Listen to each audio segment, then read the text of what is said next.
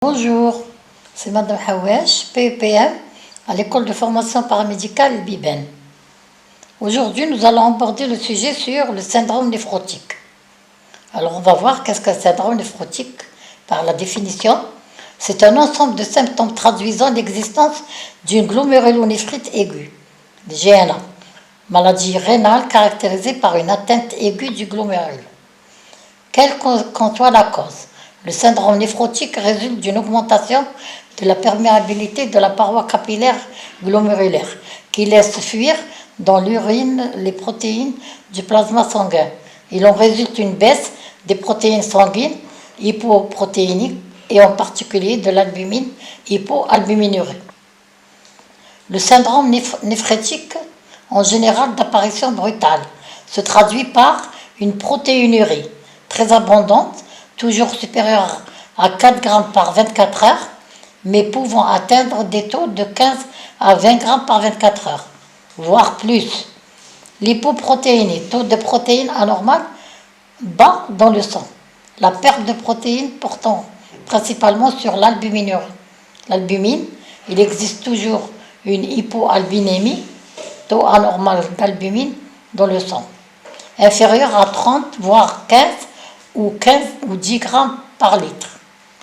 Les œdèmes qui sont dus à l'hypoalbuminémie, ils sont sous-cutanés, blancs, mous, indolores, souvent très importants.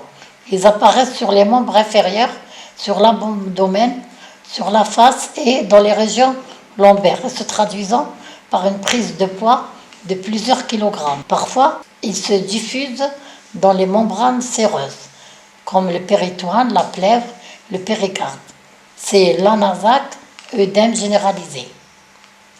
Le diagnostic. Son diagnostic doit être confirmé par une biopsie rénale.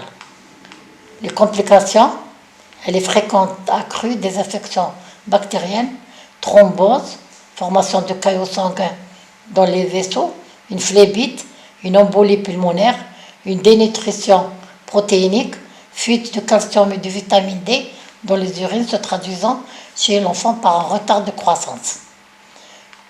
À plus long terme, les troubles lipidiques peuvent favoriser la formation de plaques d'athérome sur la paroi des artères. Le traitement. En outre la maladie en cause, le traitement vise à soigner les symptômes du syndrome néphrotique. Régime hyposodé, restriction en eau, diurétique pour lutter contre les œdèmes, traitement anticoagulant pour éviter les complications thromboliques, hypolipidémie pour lutter contre l'hypercholestérolémie et l'hypertriglycémie, etc. Le rôle de l'aide-soignant. Veiller au régime hyposodé, restriction en eau, prendre le poids du malade et tracer une courbe, prendre les paramètres vitaux tels que la température, tension artérielle, fréquence cardiaque et fréquence respiratoire. Appliquer le traitement prescrit et veiller aux examens biologiques.